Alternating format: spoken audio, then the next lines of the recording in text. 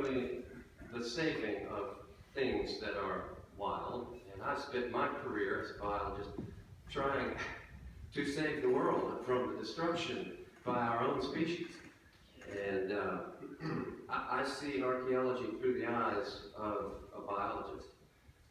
And anyway, I wanted to introduce myself in that way and say thank you. But really what I'd like to do is initiate a discussion about the state of amateur and professional archaeologist cooperation across America and how we think that it is today in your respective regions. I'd like to hear from many or all of you. I would like to say that I think that in Florida we've taken a hit recently in terms of the cooperation and the trust and the sharing that used to go on in the golden age of archaeology and river divers and explorers and educationals and sharing of all the sites that I heard about a lot of them in this conference that were discovered and reported by non-professional archaeologists and collectors and whatnot. And so I just would like to start that discussion. I think there are problems with the relationship in Florida today. I won't elaborate, but you probably all know what I'm talking about. I mainly refer to the closure of a period in time that we call the Florida Isolated Finds Program. It existed from 1995 to 2005, and over 100 people were quite active during that period. They reported 12,000 artifacts to the state of Florida, and many sites were also reported. And many of the things that we're talking about in this conference are reported. Mary, would you like to address that, the state archive? Okay, I'll yield the floor. I'm sorry, I can't see very well with the lights. My eyes is very low, I can hear. Well, actually, would you like to, as the state archaeologist, I can or would you like address Jim? everything. Jim might be the appropriate. Either one of you are welcome to. But, and if you would like, you can.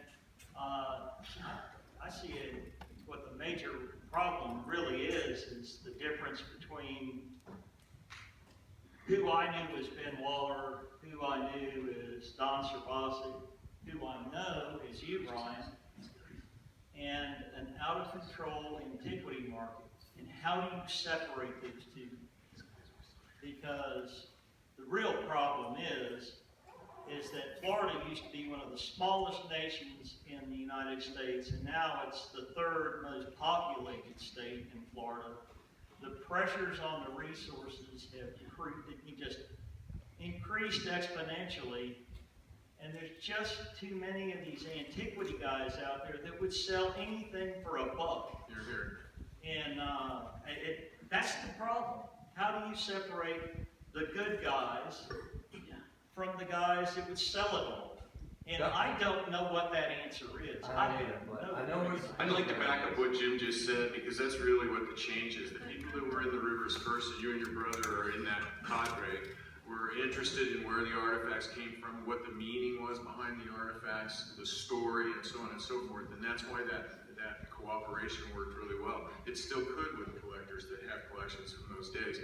But the people in the court case that was just recent, where people got caught with it, they're monetary, they're capitalists. They're out there, and when you're a capitalist, it's like money's the bottom line. And so we don't care about the resources. The thing is I know you have good intentions, and I know you miss the hobby, but I don't know how you separate these two out, because the guys that want to get in there and sell everything for the largest amount of money are they're ruining everything. They are ruining everything. And you tell me how to change the law. Tell me how to change the law to make that work. I don't know. I think people ought to be thinking about it. But we're not even close to a solution right now. I agree, but I think that we could. There's nothing wrong with trying that, but you can actually. It's not a problem. You go get a degree and you get the credentials, and then you get a permit. That's what it has to be in a sense. Although, but don't misunderstand, because that kind of guy, I mean, the projects that are here have volunteers and lay people all the time working on the We had a couple of other questions. I'd like to offer the state archaeologist a chance if she'd like to talk, but there are a couple of other questions. No, we are listening to him. The reason I waited for this is because I wanted real archaeology to be talked about first, definitely. But at any time, I and probably thousands of other Floridians would like to start a very constructive dialogue between professionals and amateurs, and get relations better. There's lots more to be found. The Florida Fossil Permit Program is intact and still in its heyday. There are points and shards and discoveries and bone, zooarchaeological stuff laying mixed with beer bottles and amazing skeletons of Pleistocene animals still laying on Florida's river bottoms. And so how is it okay that a person can legally, with a $5 vertebrate fossil permit, which I have, of course, pick up a mastodon skeleton, but the point and the bone pin nearby is something that is untouchable? Just I don't because it understand happened. that. I don't understand. Just There should because be a that permit happened. program for artifacts. Dave Webb has a comment. I just want to, I feel obligated when you bring up the issue of the parallel problems, but not exactly identical problems that the fossil vertebrate permit includes. And the one quick answer that I could give that may or may not help the broader resolution of other issues is that there's, besides the legal and paper procedural aspects, the real bottom line to why so far so good the fossil vertebrate permit system works, and we have several people here that can attest to this because we've talked, is because especially a guy named Richard Holbert dedicates his life in a doctor, in a Mr. Spock-like rational but sweetheart low-key voice, to just making people understand that they're appreciated and they reciprocate. It's worked very well. That's what I hope miss. I really Archaeology. And let me state that we've been up here for about 2 hours. While I am not trying to cut you off, I agree with you. We need to work with avocationals. That's the primary source of our information. So whatever works to make that happen, believe me, that's what we'd like to see. 90% of the data in PIVA was collected by avocationals. Many of it was compiled by avocationals as well. We can't do our job well unless we have a good rapport with people that love archaeology as much as we do. So that's why I said, if you have concerns with the process, engage in the political process, and I think you'll have all of our support here. And I would say, and I'm driving to Knoxville after this, so I think it's hopeless. I think we're going to lose to Arkansas too, but don't quote me on that. Let's talk more over beer. Yeah, does anybody have there were two questions. One more question, and he's been waiting quite a while. Okay, yeah, and then we'll come back to Mary. Okay, let Mary make a comment if it's related.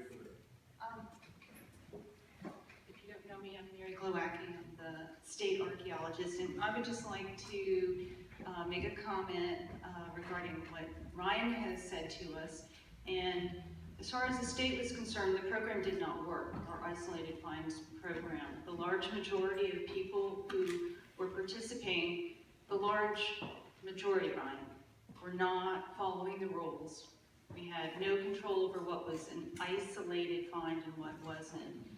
And so as a consequence, we were forced to retire the program, which is not to say that it shouldn't be reinstituted, but if I may, if you would indulge me for just a moment, we have a gentleman here who is from the Florida Fish and Wildlife Program, law enforcement, who was very integral in the Operation Temukua efforts, and he can share just a word or two, if you don't mind, just how problematic our looting and collecting situation here in Florida is.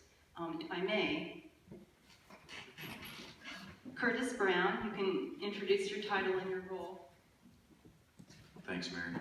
Curtis Brown, I'm the Director of Law Enforcement for FWC. I was hoping that we wouldn't go here with this, but obviously we are. And it's a difficult balance between, trying to find, Brian, you and your brother are very well known, and the stuff that you have donated and the knowledge that you have donated to the archaeological community is thank you. We appreciate it. And what we found in the investigation that we did is that there was a large number of people that were commercializing what they were finding, and so we looked at a way to try to stop it. So ultimately, the results that we arrested quite a few people in that process, and now there is legislation, or at least proposed legislation, to look at some additional measures to work on that. So I'll leave it at that. Ultimately, we want people out and to protect the resource. That's our job. But we want people out there that care about the resource, that are trying to protect those sites. If you look at the Astilla River, for example, I would love to see that area protected, where the archaeologists here could continue to work on that and uncover some of the history there. And so we're going to continue to look at that area and others, try to protect it. But there needs to be a balance if collectors are out there, that they're not destroying these sites. So I agree with Thank all you. of that. Thank you. Sir, you had a question back there you've been waiting for a while. Thank you very much. Yes, I just have a couple of questions. One first for Dr. Ring.